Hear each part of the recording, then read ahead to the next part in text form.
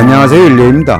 오늘은 용인시 처인구 이동읍 묘복리 산 124-1번지에 있는 임정선생의 묘소에 왔습니다. 선생은 조선연기 형주판서 등을 역임한 문신으로 본관은 평택입니다.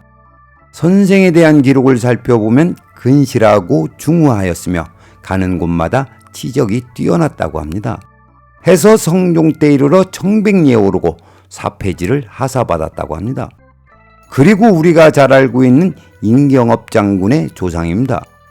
지금부터는 선생의 묘소를 배경으로 여기에 관해 말씀드리겠습니다. 먼저 선생의 묘소는 인기우순으로 달려온 생기가 갈미봉에서 분기하여 한 가닥이 내려와 진열을 생성하였고 적확하게 점열이 이루어졌습니다. 그 옛날 어느 분이 점열했는가 감탄할 정도입니다. 그건 그렇고 내룡을 타고 내려온 생기가 선생의 묘소에서 진열을 생성하고 남은 여기는 전선주 방향으로 내려가고 있습니다. 이 대목에서 여기에 대해 말씀드리면 남은 기운이란 뜻으로 용을 타고 내려온 생기가 진열을 생성하고 다시 빠져나가는 기운입니다. 그림을 보시면 용의 등을 올라탄 생기의 폭은 좁습니다. 이러한 생기가 스스로 안전한 곳에 이르면 둥지를 틀게 되는데 이때 꽈리처럼 부풀어지면서 진열을 생성합니다.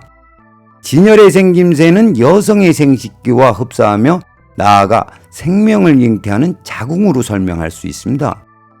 해서 저는 진열을 복을 잉태하는 자궁으로 표현합니다. 그리고 진열의 기운은 물이 흐르듯 들어오고 나감이 있습니다. 선생의 묘소는 280도 신방으로 내려가며 이 자리에 향이 됩니다. 즉 기운이 들어오고 나가는 방향이 좌향으로 선생의 묘소는 을좌 신향입니다.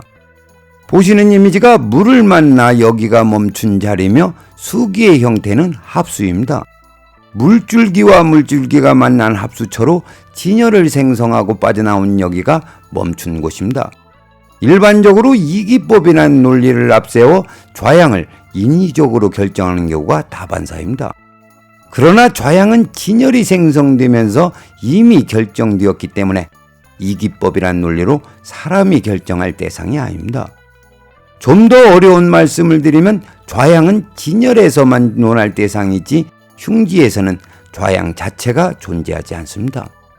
다시 말씀드리면 진열에는 좌향과 생기가 작용하는 8방위가 있지만 흉지에서는 오로지 살기가 작용하는 8방위만 있을 뿐입니다.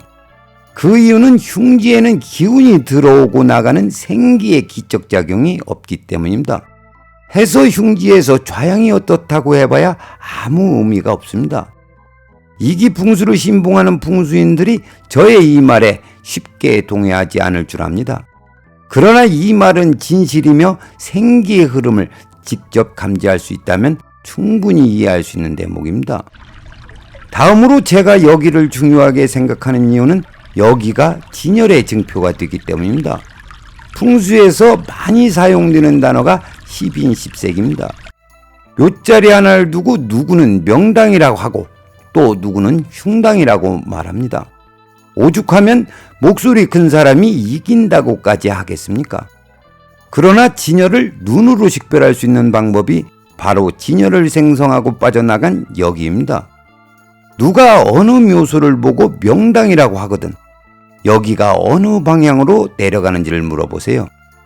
그 이유는 진열을 감별할 수 있는 지사라면 마땅히 당판에 서서 여기가 빠져나가는 방향을 알 수 있어야 하고 또 그 방향으로 내려가 수기를 만나 생기가 멈춘 자리를 눈으로 확인할 수 있어야 하기 때문입니다.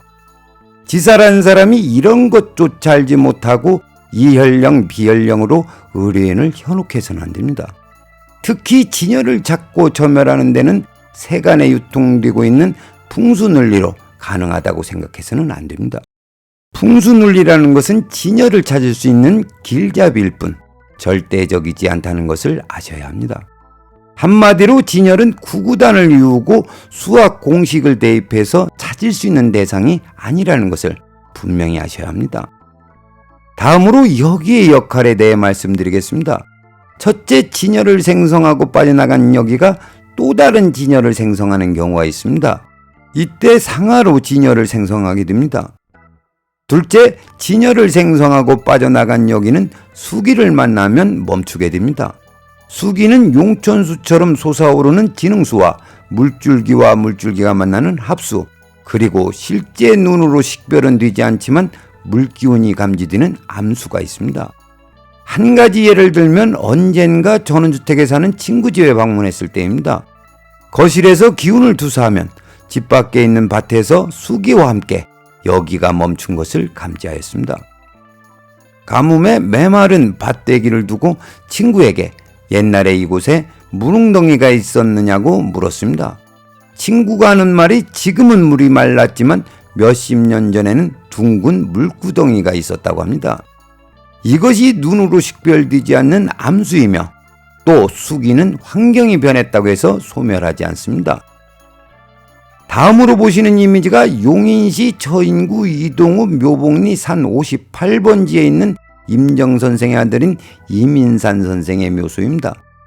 꽤 높은 곳에 있는 선생의 묘소를 후손들이 정성을 다해 관리하는 것을 알 수 있습니다.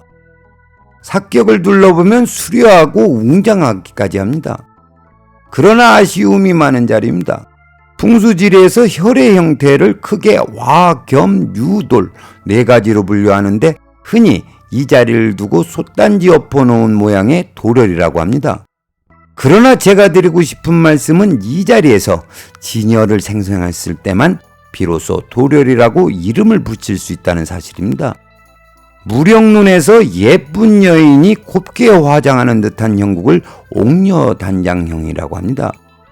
이 대목에서 주의할 것이 와겸유돌이 됐든 옥녀단정형이 됐든 이름을 붙이는 것은 진열을 찾고 난 다음입니다. 그런데 주객이 전도되어 진열의 실체도 모르고 미사역으로 포장하는 것은 문제가 많습니다. 호랑이가 숲에서 어슬렁어슬렁 기어나오는 맹호출리명 또는 매화향내가 사방에 퍼지는 매화낙지형이라고 하면 의리인 입장에서는 기분은 좋을 겁니다. 그러나 혈의 형태든 무령론이든 진열을 찾는 것이 우선이라는 것을 말씀드리고 싶습니다. 태어난 아기에게 이름을 장명하듯 말입니다. 그럼 오늘의 이야기를 정리하겠습니다. 오늘 저는 진열을 생성하고 빠져나가는 여기에 관해 말씀드렸습니다. 흔히 진열을 찾는 과정에서 삭격과 당판만을 보고 판단하거나 엘로드와 같은 도구를 사용하는 경우가 많습니다. 꽝 잡는 게 매라고 하였습니다. 무엇이 됐든 진열만 잘 찾으면 됩니다. 그러나 여기가 빠져나가는 방향을 알지 못할 정도의 실력이라면 자신의 풍수 실력을 심각하게 되돌아보아야 합니다. 그 이유는 내 조상을 내 손으로 어디에 모시든 누구도 탓하지 않습니다. 그러나 남의 조상 모신다는 것은 실로 두렵고 무서운 일이기 때문입니다. 마지막으로 여기의 방향성과 수기는 의뢰인이 지사의 실력을 판단할 수 있는 하나의 방법이라는 것을 말씀드립니다. 오늘은 여기까지 하겠습니다. 시청해주셔서 감사합니다.